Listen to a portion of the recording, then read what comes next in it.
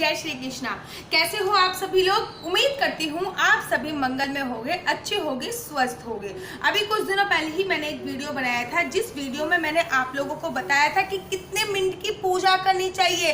भगवान ने स्वयं बताया है कि मेरा एक भक्त कम से कम इतनी देर की पूजा करे और ज़्यादा से ज़्यादा आप कितनी भी देर की पूजा कर सकते हैं। वो लिंक आपको नीचे डिस्क्रिप्शन बॉक्स में मिल जाएगा कि ये वीडियो मैंने कब बनाई थी, कैसे बनाई थी, और ये वीडियो आप पूरी देखिए। उसके बाद जब भगवान ने बताया कि कलयुग के लोग इतने मिनट की पूजा कम से कम करनी चाहिए, भगवान राम ने बताया तुलसीदास जी को और उसमें गवाही दी थी हनुमान जी ने।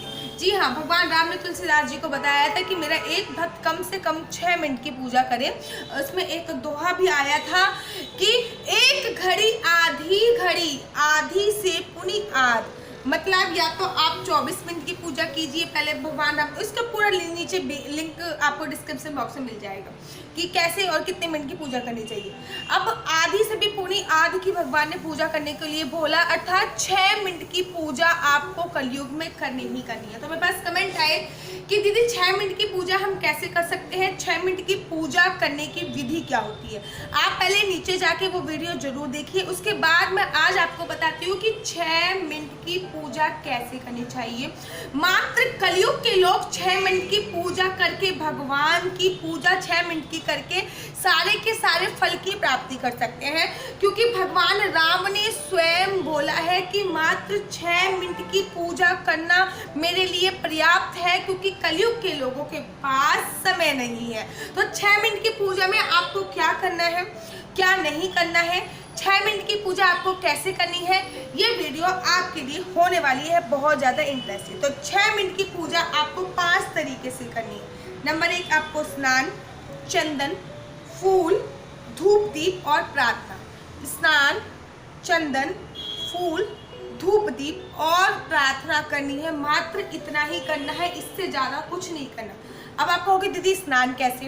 अगर आपके घर पे लड्डू गोपाल विराजमान है तो आपको पूरी तरीके से उनको स्नान कराना है, जैसे स्नान कराते हैं। अगर आपके घर पे लड्डू गोपाल विराजमान नहीं है तो सभी देवी देवताओं को आपको सबसे पहले स्नान कराना है। अब किसी किसी के घर पे मैंने देखा कि तस्वीरें होती हैं। अब आप कहोगे कि दीदी तस्वीरों को कैसे स्नान कराएं? तो आप एक गंगा जल लीजिए, थोड़ा से गंगा जल की 2-3 बूंदे सिंपल से पानी में मिला लीजिए। कोई भी पानी में आप गंगा जल की बूंदे मिला लीजिए। अगर गंगा जल भी नहीं है तो पानी लीजिए, एक फूल से मात्र सब पे ऐसे ऐसे करके आप छिड़क दीजिए, वो आपका स्नान ही होता है। सारी मूर्तियों को स्नान नहीं कराया जाता, उनका ये मानसिक स्नान ही है, उनको ये स्नान की पद्धति होती है। जितनी भी हमारे घर पे मूर्तियां हैं जिनमें प्राण प्रतिष्ठा करा रखी है या नहीं करा रखी, वैसे तो भगवान की सभी मूर्तियों में प्राण प्रतिष्ठा अनिवार्य होती है, लेकिन आपने प्राण प्रतिष्ठा नहीं करा रखी लेकिन फिर भी आप उनकी पूजा अर्चना वंदना कर रहे हो, तो स्वतः ही भगवान की जब आप पूजा अर्चना वंदना किसी भी मूर्ति की करते हो तो स्वतः ही उनमें प्राण अंकुरित होने लग जाते हैं। जैसे कि आप किसी पौधे के लिए बीज डालते हो तो धीरे धीरे आप रोज पानी दोगे तो वो बीज अंकुरित होके एक ना एक दिन पौधे का रूप ले लेता है। ठीक उसी प्रकार से जरूरी नहीं है कि आप किसी भी मूर्ति की प्राण प्रतिष्ठा कराओ। आप बिना किसी प्राण प्रतिष्ठा के भी आप केवल मूर्ति स्थापित कर लीजिए, कोई भी तस्वीर स्थापित कर लीजिए और धीरे धीरे नित्य प्रतिदिन उसकी पूजा अर्चना वंदना कीजिए। आप देखोगे उसमें स्वतः ही प्राण आ जाएंगे और आपका और उस मूर्ति का एक रिश्ता हो जाएगा। आप जब भूल जाओगे तो कभी कभी आपको फील होगा कि भगवान गुस्सा हो रहे हैं, कभी मान रहे हैं, कभी इस पर भी अगर आप डिटेल में वीडियो चाहते हो तो मुझे बताइए कि जब भगवान गुस्सा होते हैं तो मूर्ति का स्वरूप कैसा होता है, भगवान की छवि हमें कैसे दिखती है, हमें कैसे पता चलेंगे कि आज लड्डू गोपाल हमसे नाराज है। तो अभी हम बात कर रहे थे कि 6 मिनट की पूजा कैसे होनी चाहिए। 6 मिनट की पूजा 5 तरीके से होती है। सबसे पहले भगवान को स्नान किया जाता है। अगर आपके घर पे लड्डू गोपाल है तो उनको अच्छी तरीके से स्नान कराइए। बाकी सभी मूर्तियों में जल ऐसे ऐसे करके छिड़क दीजिए। आप केवल जल छिड़कने के बाद जितनी भी आपके घर में जितनी भी मूर्तियाँ हैं सब में आपको चंदन का तिलक लगाना है। चंदन का तिलक आप लगाइए। अगर चंदन का नहीं है तो आप रोली कुमकुम का तिलक भी लगा सकते हैं। सभी मूर्तियों को स्नान कराने के बाद दूसरा जो आपको कार्य करना है 6 मिनट की पूजा में, आपको सभी भगवान को चंदन जरूर लगाना है और वो चंदन स्वतः आपको खुद भी लगा लेना है। सभी भगवान को लगाने के बाद खुद ही लगा लेना है औरतें विशेष ध्यान रखिए कि आप जब भी पूजा करते वक्त भगवान को चंदन लगा रहे हो जिस उंगली से, उस उंगली से चंदन लगाने के बाद आपको, अगर आप शादीशुदा हो तो थोड़ा सा मांग में ऐसे आपको जरूर भर लेना, जिससे आपकी आयु भी लंबी होती है, आपकी नहीं आपके पति की आयु लंबी होती है। तीसरा, जो आपको पहले स्नान, फिर आपको चंदन लगाना है। चौथा है आपको फूल अर्पित करने हैं। अगर आपको कोई फूल मिल जाते हैं तो फूल अर्पित कीजिए, फूल नहीं है आपके घर पे तो आप फल अर्पित कीजिए। अगर फल भी आपके घर पे नहीं है तो जो भी भोग आप भगवान को चढ़ाते हो, जैसे कि मिश्री अर्पित कीजिए, बतासे हैं तो बतासे अर्पित कीजिए, घर पे जो भी बना है अगर वो सात्विक भोजन है बिना लहसुन प्याज वाला तो वो अर्पित कीजिए। दूध अर्पित कीजिए, XYZ आप भगवान को कुछ भी अर्पित कर सकते हो। फल से स्टार्ट कर सकते हो, फूल से स्टार्ट कर सकते हो। फूल नहीं है तो आप कुछ भी भोजन का कोई भी पदार्थ समर्पित कर सकते हो। ये तीसरी विधि होगी। तीसरी विधि के बाद आपको धूप और दीप जलानी है, अर्थात धूप बत्ती जरूर जलाइए भगवान के सामने। धूप बत्ती जलाने के बाद आपको दीपक जलाना है, और दीपक जलाने के बाद मन ही मन अंतिम आपका जो 6 मिनट की पूजा का है, हाथ जोड़ के भगवान से अर्चना करनी है, वंदना करनी है भगवान से। 2 मिनट का आपका समय बचेगा। ये सारी पूजा आपकी 6 मिनट में हो जाएगी। 2 मिनट का समय बचेगा, आप भगवान से पूजा कीजिए, अर्चना कीजिए, वंदना कीजिए। एक बात मैं आपको एक कथा सुनाती हूँ जो कि मैं हमेशा अपनी, जब मैं भागवत कथा करती हूँ या फिर शिव महापुराण करती हूँ उसमें जरूर बोलती हूँ, तो मैं वो कथा मैं आप लोगों को सुनाने जा रही हूँ। एक बार की बात है, एक व्यक्ति ने गणेश जी की स्थापना करी।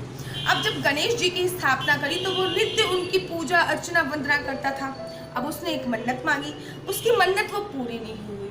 अब जब वो मन्नत पूरी नहीं हुई तो क्या करा उन्होंने, अपनी भगवान जी को उठा के ऊपर रख दिया और काली माता को लेके आ गया कि गणेश भगवान जी, आप तो मेरी मन्नत पूरी नहीं कर रहे हो, मैं इतने दिनों से मन्नत मांग रहा हूँ, आप मेरी मन्नत पूरी नहीं कर रहे हो, आप ऊपर विराजमान हो जाइए, आप बेकार हो, भक्तों की बात ही नहीं सुनते हो। काली माता को लेके आ गया। अब काली माता की पूजा अर्चना वंदना करने लगा। जब वो काली माता की पूजा अर्चना वंदना कर रहा था तो उसने देखा कि एक दिन वो धूप जला रहा है, और धूप की जो सुगंधी है, अर्थात धूप की जो सुगंध है, धूप में से जो धुआं निकलता है वो गणेश भगवान के पास जा रहा है, क्योंकि नीचे मंदिर था, ऊपर अलवार के ऊपर गणेश भगवान जी रखे हुए थे। तो उसने देखा कि वो गणेश भगवान जी तक जा रहा है। अब वो फटाफट से खड़ा हुआ, कह रहा आपने मेरी मन्नत तो कभी पूरी करी नहीं है, अब आप सुगंध बड़े मजे से ले रहे हो। और लो, उनकी भगवान जी की जो सूंड थी उसमें उसने रुई घुसेड़ दी, और जैसे ही रुई उसने भगवान की सूंड पे घुसेड़ी है, भगवान प्रकट हो गए हैं। भगवान ने कहा यही भक्ति मुझे चाहिए होती है। जब तक आप भगवान से अपने दिल से रिश्ता नहीं मानोगे, जब तक आप भगवान को ये नहीं कहोगे कि हाँ ये सच्चे हैं, इनको भी भूख प्यास जैसे हमको नींद लगती वैसे सच्चे हैं, जब तक आप भगवान से दिल से रिश्ता नहीं मानोगे तब तक भगवान आपकी कोई बात नहीं करते हैं। वो मात्र गणेश जी की मूर्ति को एक मूर्ति समझ रहा था, लेकिन जब उसको महसूस हुआ कि वो धूप की खुशबू ले रहे हैं, हाँ, तब भगवान ने उनकी इच्छा पूरी करी, प्रकट करी। तो ये है 6 मिनट की पूजा। आप कैसे कर सकते हो, किस प्रकार कर सकते हो, 6 मिनट की पूजा की पूरी विधि है आपको। ये अगर आपके पास टाइम नहीं है, आप कॉलेज बॉय हो या फिर कॉलेज गर्ल हो या फिर ऑफिस जाते हो, आपके पास समय की बहुत बड़ी कमी है, तो आप ये 6 मिनट की पूजा जरूर कीजिए। और 6 मिनट की पूजा करने को किसने कहा है, कैसे कहा है, कब कहा है, तुलसीदास जी ने रिटर्न में दिया है इसके बारे में। इसके बारे की जो वीडियो है वो जरूर देखिए, लिंक आपको नीचे डिस्क्रिप्शन बॉक्स में मिल जाएगा।